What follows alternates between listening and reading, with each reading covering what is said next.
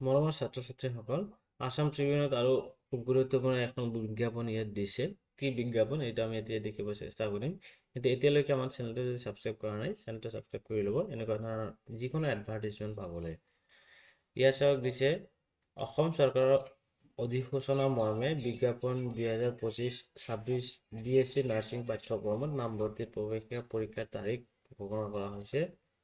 অসমৰ চৰকাৰী তথা বেচৰকাৰী সকলো অনুষ্ঠানত BSc নাৰ্ছিং পাঠ্যক্ৰমৰ নামভৰ্তিৰ বাবে উক্ত প্ৰৱেশিকা পৰীক্ষাত অৱতীৰ্ণ হৈ আৱশ্যকতা অৰ্হতা অৰ্জন কৰাটো বাধ্যতামূলক।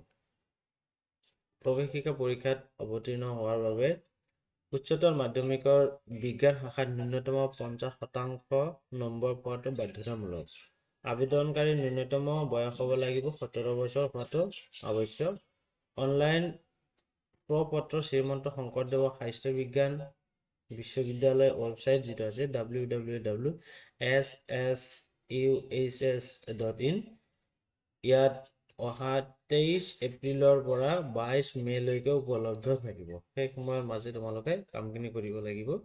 অসমৰ গুৱাহাটী অসমৰ ক'ত হ'ব সেইটো ডিব্ৰুগড়, তাৰপিছত গুৱাহাটী, শিলচৰ, যোৰহাট, বৰপেটা, তেজপুৰ, ডিফু, লখিমপুৰ, নগাঁও, কোকৰাঝাৰ, নলবাৰী, ধুবুৰীৰ লগতে উত্তৰ পূৰ্বাঞ্চলৰ শিলং, আইজাল, ইটানগৰ, আগৰতলা, ইম্ফল, ডিমাপুৰ আৰু গেংটকৰ পৰীক্ষা কেন্দ্ৰসমূহত অহা 22 জুন তাৰিখে প্ৰৱেশিকা পৰীক্ষা অনুষ্ঠিত কৰা হ'ব।